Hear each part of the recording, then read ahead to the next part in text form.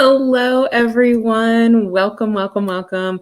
We are so excited that you are here. Happy Educator Innovation Week. I hope that you have been as inspired as I have been watching different panels throughout the week. And so we've got one more for you today. And we are talking about things that are near and dear to my heart. We're talking about best practices for math and science to make them come to life. So my name is Jess Boyce. I am one of the Educator Innovation leads on Team Flipgrid. I am a former math and science teacher. I taught middle school for 10 years, and so I'm super excited to get this conversation started. I want to share with you our mission at Flipgrid, which is to help you empower every learner on the planet to share their voice and to respect the diverse voices of others. This is something that is just so at the heart of everything we do. And this discussion will be no different. So I am going to go ahead and introduce some of our panelists. So first we have Omar Lopez joining us from Texas. Hey. Hello. Hi, how are you? Wonderful. Thank you for being here. On the contrary, thank you. Of course. Why don't you go ahead and share a little bit about yourself and your role? Sure. Again, my name is Omar Lopez. I am a learning resources specialist in Deep South Texas with Region 1 Education Service Center. Prior to that, I was a middle school science and tech apps teacher. I did science first and then tech apps for the last 2 years. I spent 17 years in the classroom. I am from South Texas and I'm married to Feli, the other Educator Innovation lead. We have 2 boys, and my love for science came in 7th grade with Mr. Elias Garcia, who was a wonderful science teacher in La Jolla, where I was in middle school. So thank you for having me. That's amazing. I love hearing about how teachers make such an impact, right? We all have one teacher or maybe more that they made such an impact on us. All right. So next we have Andy Knueven joining us from Indiana. Hey, everybody. Oh, my gosh. Hey, Jess. Hello, friend. Thank you for having me. And my name's Andy Knueven, and I am a transitioning positions to being a digital learning coach. But for really the last 12 years, I have split the last 6 in 5th grade teaching math and science. And then even prior to that, 6 years in special education. My wife, she teaches STEM. And she previously taught 4th grade, and even prior to that, taught special education, and that's actually where we met. But we have 2 kids, Adam and Anna, and they are just awesome. And I mean, Adam is in 1st grade. He's loving science and math, and so it's just such an exciting time to open up his eyes and show those discoveries, but also discover things with him. And that's an important part of being a teacher, is discovering things with your students. But I love integrating different things within the classroom, like obviously Flipgrid, but definitely Minecraft. And there's so many different avenues that we can bring different technologies to really enhance the learning experience for our students. Amazing. I love it. And you guys, I was so honored a couple of years ago. I actually got to visit Andy's classroom and see him in action, and it was just so inspirational. So I'm super excited to hear all of the incredible things that you will have to share with us on this panel. Thanks, Andy. All right, next is our friend Chanel from Atlanta area. Hi. Hey, everybody. Thank you for having me, Flipgrid. Hey, Jess. Of course. Tell us about it. My name is Chanel Johnson. I am from Atlanta, Georgia. I am currently a K-5 science specialist where I support teachers with content, curriculum development, instructional strategies, and of course, technology integration. In previous years, I served as a K-12 math and science specialist where I helped same thing, but just a bigger broad math, science, instructional technology, and of course, STEM programs. Prior to that, I was a middle grade math and science teacher, just like you, Jess, some of the best years of my life. On top of that, I am married. I have 3 kids. My husband is not in education. He's an engineer, so we are a STEM family. I have 3 kids. 2 of them are a set of twins that will be 8 in August. And I have an 11-year-old who is hitting that preteen phase. So please, guys, keep me in your prayers. And I also have a new puppy named Blade, who is a joy. Amazing. Oh my gosh, I love that. All right, I am going to have everyone come back in. I love that we have so many middle grades represented. I'm like pretty pumped about that. It takes a crazy person, I think, but it is my great joy. All right, y'all. So I am so excited. Between the three of you, there's so much knowledge to be shared, but also just so much experience within math and science. And it is just so incredible. So let's go ahead and just jump right into it. So first question is, in what ways can we make math and science more engaging? You know, a lot of times I feel like specifically with math, like people have this thing in their mind that it's just a super boring subject, right? And so we're constantly looking for different ways that we can make things better for our students and make it more engaging. What are your thoughts on this? I'll jump right in.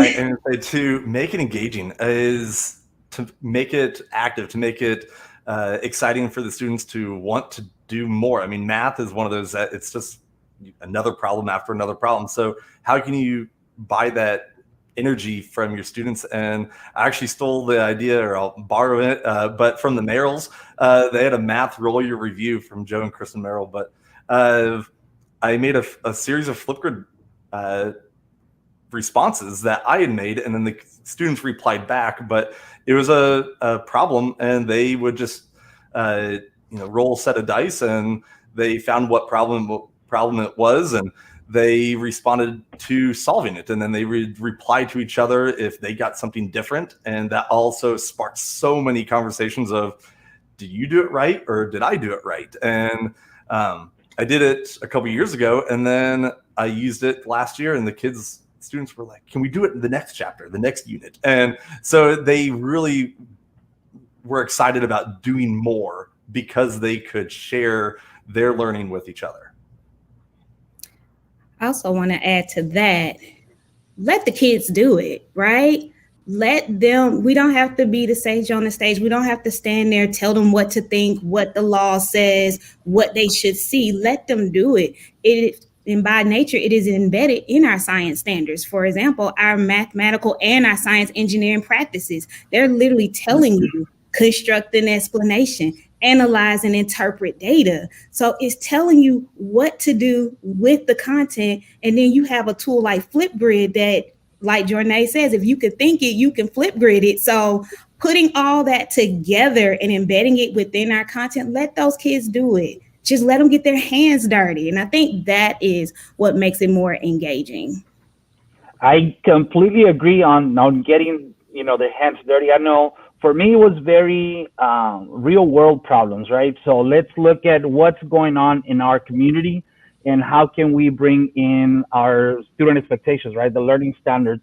So that was part of how I made it engaging. It was what's going on, connected, and then that led to a messy learning, which is part of PBL. I love PBL, where we work on a project, not necessarily a problem, which could be interchanged, but a project, right? So for instance, we worked on ecosystems and interaction between organisms, and we brought in a little bit of coding with that. So they had to get the robots to shelter or food or water.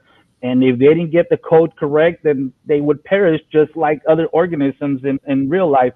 So it to me was always making that connection to something they could apply, something they can actually see if they walked out, into the backyard or went to the park. So I think that made it more relevant, and that's how I was able to engage them a little better. So that's how I did it.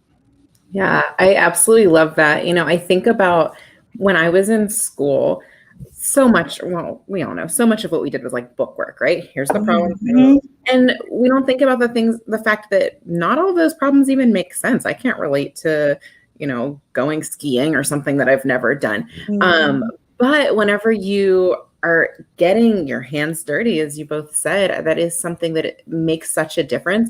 And what's funny is as you all were talking, I was thinking back to my experiences, and the one lesson that stands out the most to me was in 8th grade science class, which actually, Andy, is very similar to something that you do in your classroom, but we had to make a music video about science. And we were able to take, like someone had a song, Isn't It Ionic instead of ironic, right? And was able to write these lyrics about what they were learning in the science classroom and just make it so much fun.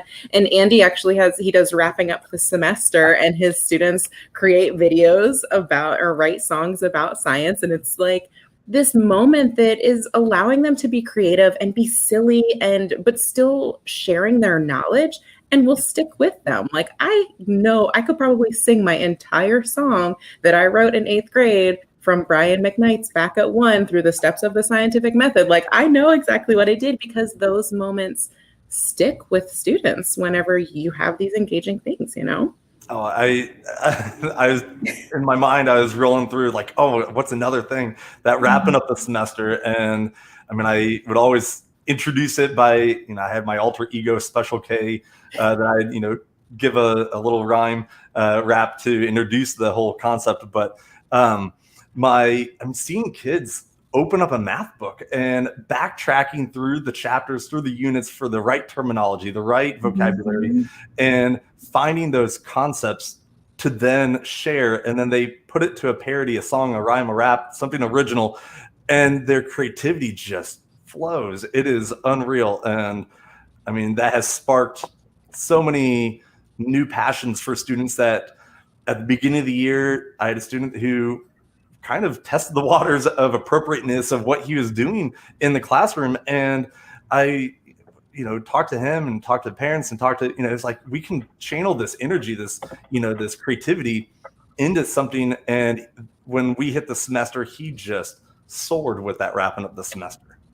That's so I love how you didn't shut him down and just say, hey, this isn't appropriate, we're not doing this, but you saw something in him and you helped him to see the light and help him to be better. So I love that you didn't shut him down and you just helped him to use his gift. Awesomeness. It always comes back to culture, right? And relationships with the students and setting that precedent, because then they're going to learn more from you. Don't even get me started. Everyone knows I will harp on relationships and the importance of them in a classroom. Really quick too, just for everyone watching, I didn't even share this. Before we get to the next question, I forgot to mention that we do have conversation happening over on Twitter as well, and you'll get chances to win swag, such as this beautiful t-shirt. So definitely be participating in the conversation there as well, and use the tag Flipgrid or Flipgrid for all, and you will have a chance. So anywho, back to the conversation. So how do you all leverage tools to support both your students, but then also yourself as an educator in order to be more efficient? That's the name of the game these days, right? Mm-hmm. I guess I'll go with that one. There's this meme that I'm thinking of, and shout out to anybody who can find it and like tweet me, but I always go with, what is the reason? Why am I using this tool? I'm not using a tool just for the sake of using it. I am using it to transform student learning to ensure that they have mastery. So I think of that, like, what am I using? And another thing that I come up with is the TPAT model. I always go back to the TPAT model. What is the content? What is the appropriate pedagogy? And which tool is going to help me get there? So that's how I think of that when I'm using tools. I don't just pick, there's a million tools out there, right? And a million great ones. I don't just pick something because it's popular, because it's cute. I use it for a reason. And I also think about, even with our students, at this point through the pandemic, many of our students know how to use these tools. So I'm not nervous about the fact that I'm not the expert in the room. I might have a kid who comes in here who knows how to use Flipgrid better than me, but guess what? Go ahead, show us how to use it. Show me how to be better. So I think that's how I use it. And of course, I always try to think of ways to make my life easier. When we use technology, it's hopefully to make your life easier and to improve your practices. So if it's a tool that's making my life easier, making my students' products easier, I'm going with that. Yeah.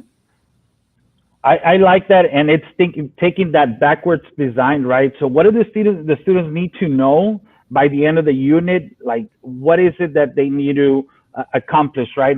And then we think about, okay, what product can we use to demonstrate that they actually understood, and that we can see the thought process, because I think the thought process, and we go back to being messy and PBL, those steps get us to see how is the student thinking. Once I figured that out, or once we understand that, I think now we can think about, okay, what tool can we use? And like Chanel mentioned, there's 1,000 tools, but which one is best for this student?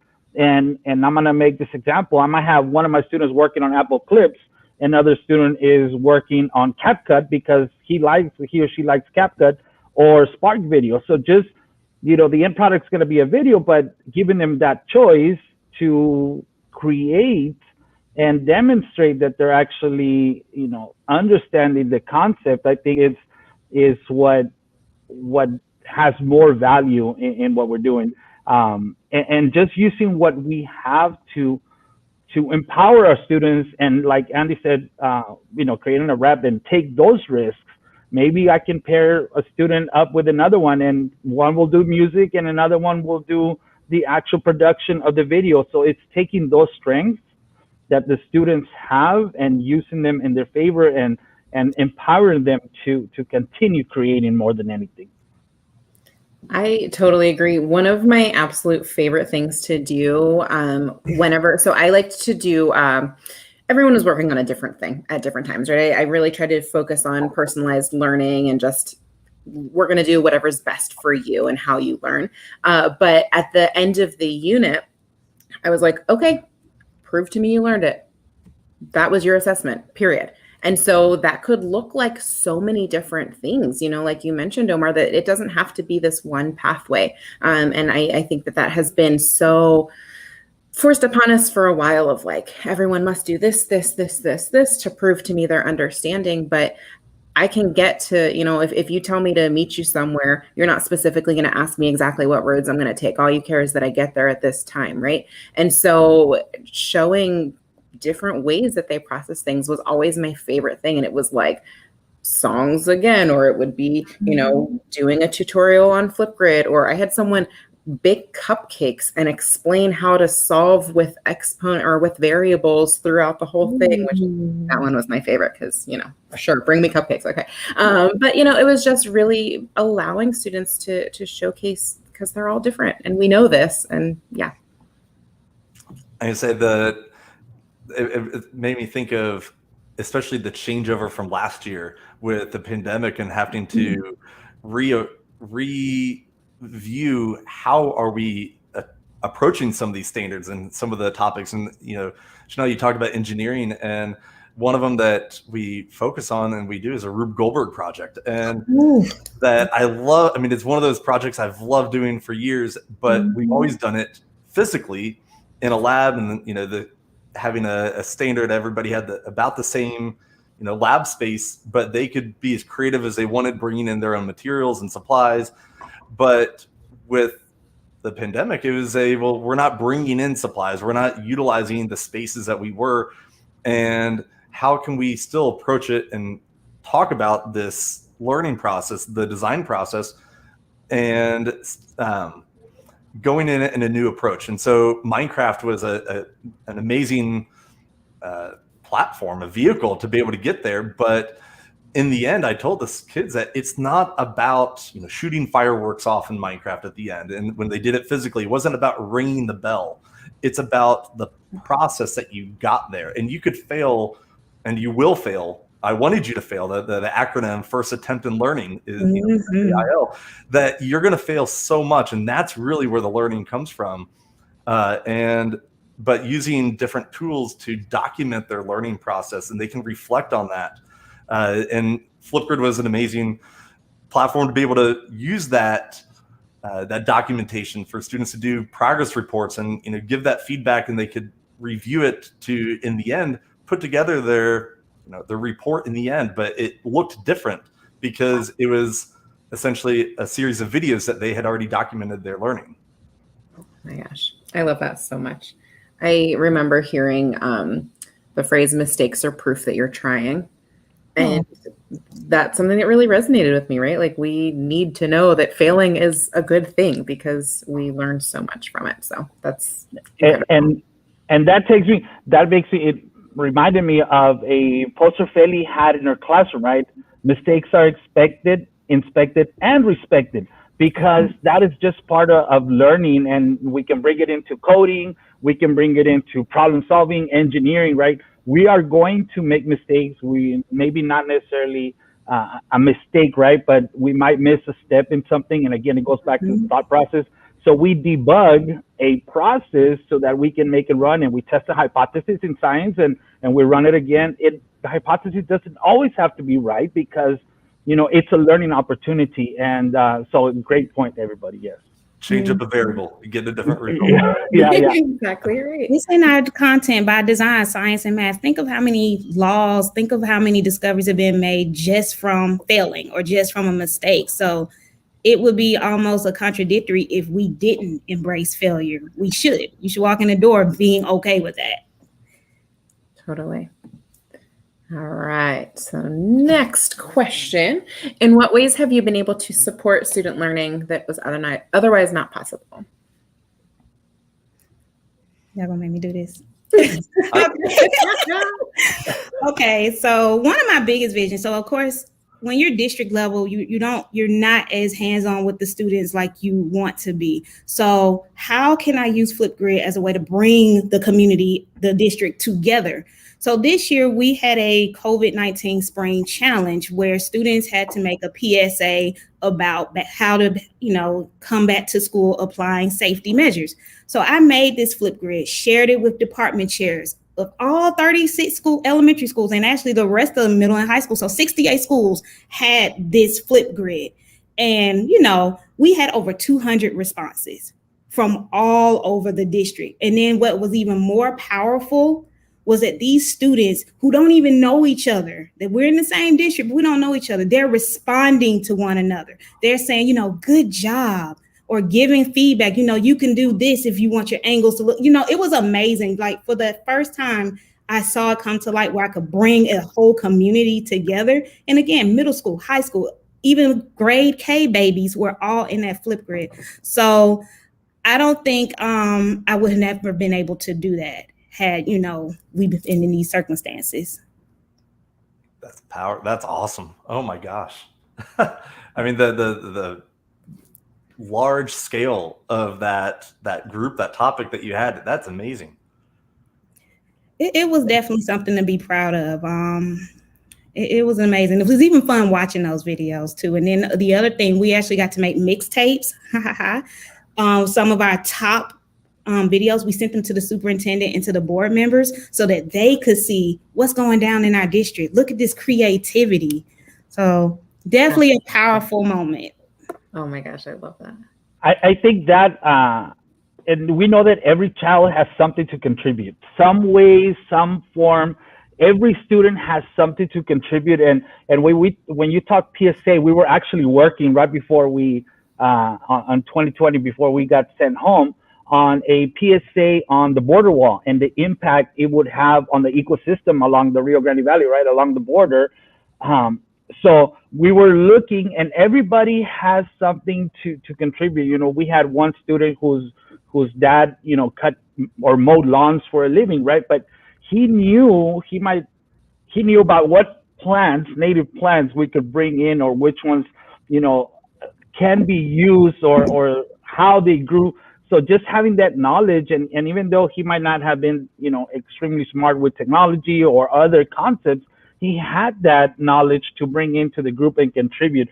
So when you involve the entire community and at a grander scale, like you mentioned, everybody's going to contribute something. And that goes to the thought of yes, and so it prompts that thinking where everybody starts building on ideas. And I think that's very important. That's so great. And that's such a skill that, as you're an adult too, everyone on your team contributes something in different ways, right? If we all were exactly the same, it wouldn't work. And so that's such a beautiful lesson. I love that. I'd say the thought of bringing learning to a new approach to make it, otherwise not possible. The idea of, letting kids show their learning in different ways, giving them the options to demonstrate their learning.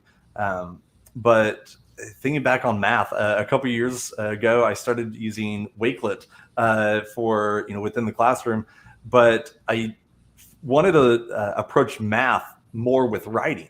And that was kind of a whole different dynamic because it's not the same. It's that subject that when I talk about writing, kids are like, this is not me. Or they're like, oh, this is more, how they want to approach learning is write stuff. But in the end, I had created collections that each student was replying or typing a response on how they solved the problem. What was their learning process, to type out, to write out their explanation of how they arrived at their solution. And that just also promoted deeper learning. And it wasn't just about the answer. And then we could also look at how we approached problems differently, as we looked at it, but then adding in the Flipgrid part of it, where they use digital ink to visually show their learning, but talking it out, and they could add it to that collection. And in the end, they had essentially like a how-to on how to go through math in 5th grade, because we did it periodically throughout the entire year. And so they could reference that if they needed to. They could use that as a personal library, because it was their work on how they arrived at their very solutions. That's awesome.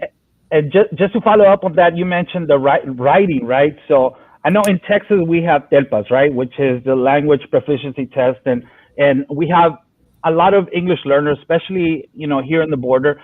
So when we use Flipgrid and we have students, type not necessarily a script, but the thought or an outline and what they're doing, so they're practicing the 4 language domains, which is what we want them. And even though, yes, it helps them in the assessment, what we want is for them to feel more comfortable speaking, because as an English learner, I came to the U.S. at the age of 10, not knowing any English, and it was tough just getting accustomed to a new culture, having to learn language, having to learn content. So just that was, it was part of learning, but still, right? So when we have our students practice all of these, the language domain, reading, speaking, listening, and writing, and using Flipgrid to do this, it's good for the test, but ultimately it's good for our students and just being able to work with each other and to boost their confidence. I'm sure they feel wonderful right after that. Oh, for sure. Yeah. I love it. There is this question that just popped up, and I think that this could be a really good one for us to discuss. So how can we take individual differences into account? So when we say differences, like learning styles, just some people don't want to be on camera, some people want to speak. So of course we have the feature where if you want to speak and you're nervous of having your camera on, turn your camera off. And if you just want to show what you're saying, share your screen. And then you have some people who you can make your videos ahead of time, and maybe you want to do that and then upload it. So there are definitely different ways you can reach all learners in Flipgrid. And I think it just takes us taking a deep dive into the features, and then also asking the student, because let's talk about advocacy. How do they want to learn? How do you want to show me this product? Okay, let's figure out how we can make this happen in Flipgrid. If you don't want to use Flipgrid, okay, we'll work up towards that. I'm not going to force it. So it really starts with the student first, what they want, and of course, developing that relationship with them where they are comfortable telling you how they want to learn. I think something that you just said that's so important is not forcing the student, right? Sometimes we get so excited about this new tool, whatever we found. Oh, you have to do this. I've had students who never once would have recorded a Flipgrid video. And they're like, can I write my responses? Yeah, sure. Of course. I think that we really need to keep that in mind too, that just because we're excited about something, it might be terrifying to an 8-year-old or something like that. Mm-hmm. Yep, I couldn't say it better. I mean, Flipgrid is such a universal way to have students show or share. I mean, and really it's just sharing their learning, because it can be shared in so many ways. Yeah. Yeah, and being able to share like an individual topic with a student, if he or she doesn't want to be part of the whole group, then very discreetly you assign a topic to him or her, or a group for him or her, and he or she knows that I can go in there and I'm okay, or even if the topic's moderated. At middle school, the students are very creative, so we kind of have to like get going slowly, and we start off with a moderated topic, and before you know it, we don't even have to worry about moderating anymore, because they're so great. But yeah, we can differentiate definitely with topics, and even adding up to 9 attachments and having our own videos. So, that's really tailoring to whatever our students need. And some of them might use immersive reader, some of them might not need it. Some of them might use it just for fun. Like some of us read or opt for audiobooks instead of like reading. And I guess it goes on what helps that person. Yeah, absolutely. All right. I want to continue this conversation, but just like that, it is already, we're at time. Oh my goodness. Can you believe it? When you get excited about something, it goes so fast. So really quick, before we do leave, I do want to let you all know too, not next week, 2 weeks from now, as part of Educator Innovation Month, we have something called PD Palooza happening. And I know Omar is presenting during it. I'm going to pop up this schedule really quick so you can see it is a 24-hour event, and it'll be right here on our YouTube channel, where every hour on the hour, people are doing 15-minute quick PD sessions, and it's going to be incredible. So make sure that you are checking that out. And then, of course, the rest of this week, we've got some awesome additional panels tomorrow and Friday. So with that, thank you all three so much for being here. Thank you for sharing your expertise with us. Thank you for having us. Thank you. Thank you. All right. Bye, everybody.